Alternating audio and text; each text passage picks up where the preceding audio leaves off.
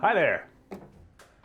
My name is Mike, and I used to be a backpacking guide where I would take new and experienced backpackers on 2, 3, 4, 5-day trips along the Appalachian Trail.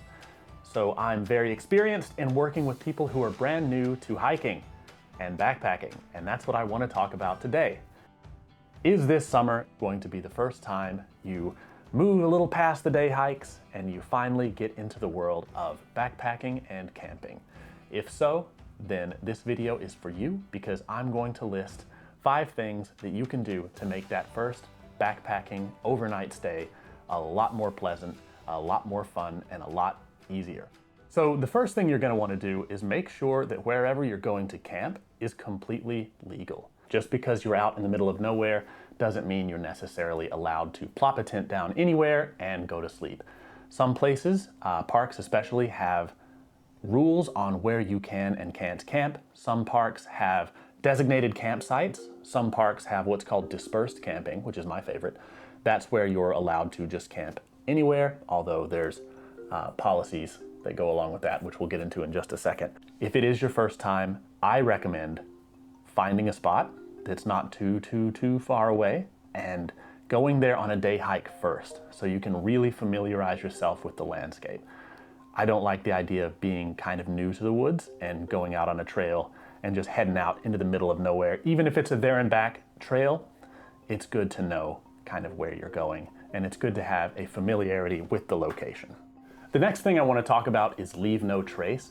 So lnt.org is a website, leavenotrace.org is what it stands for, where you can go and you can see the 7 tenets of leaving no trace. This is a really, really important thing to consider when you're out in the woods, because you don't want to ruin the experience for anybody, and you don't want anybody ruining the experience for you. Some of these tenets are pretty obvious. Don't litter, don't make a lot of noise, that kind of thing. Respect the wildlife, leave plants where you find them. And then some of them are a little bit more, I guess they would be easier for somebody who is inexperienced to break one of these tenets. Stuff like finding out where is an okay spot to put your tent. Try to find those flat spots that have clearly been used by other people to camp. This is a great way to minimize the impact that you're going to have on the environment. Considering other hikers when it comes to things like listening to loud music, that can be a big irk of mine whenever I'm trying to find solace in the wilderness. And some guy's just blasting Blink 182 on his little JBL speaker he got from Target. He clipped onto his backpack, and he's hiking the same speed as me, and just I can't get around him. It's yeah, that's frustrating. Don't do that to people. Don't be that guy. Use headphones.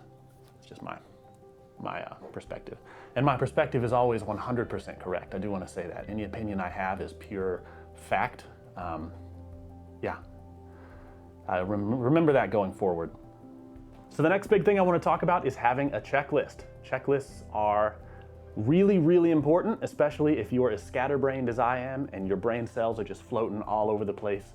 There's so many intricacies when it comes to planning any kind of trip, especially a backpacking trip, where it's easy to forget about something simple and obvious, and you can make a checklist in order to mitigate that possibility, because you can put the obvious items on the checklist and you can make positively sure that you've got everything.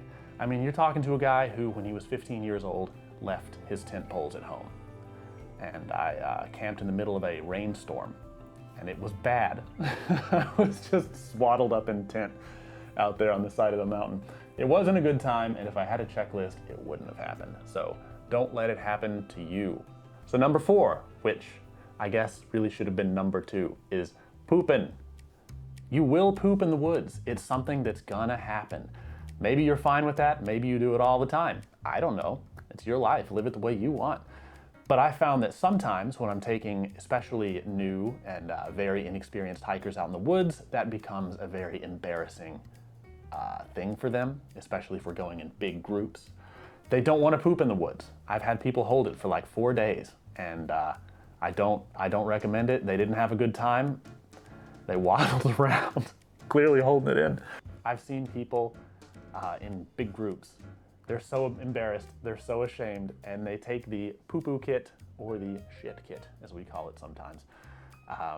They take it and they hold it out, and everybody cheers for them and claps for them, and they waddle off to the woods, and they come back with the biggest grin on their face. They're so happy.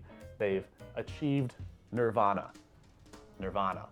Just make sure to bury it at least 6 inches deep and cover it back up and put a little stick kind of near it, maybe stick it up. People appreciate that so they're not stepping on any landmines. Definitely don't do it anywhere near a water source. Go very far away from the water. Go very far away from the trail. And number 5, you don't have to have the best gear in the entire world.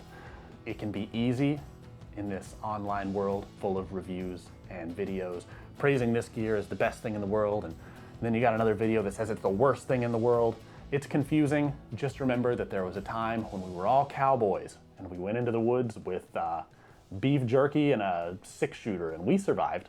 We were just fine for the most part. I mean, some of us didn't, but yeah, definitely bring what you need, but you don't need the best of the best, especially if you're getting started. There's no shame in buying beginner gear, borrowing gear from your friends. eBay is awesome. Super big fan of eBay. You can get some great stuff for really, really cheap. The important thing is that you're safe and you get out there and you have a really, really good time. So do get out there, do be safe, do have a really, really good time. Be good to yourself, be good to everybody else. Have a good time on the trail, and I will catch you later.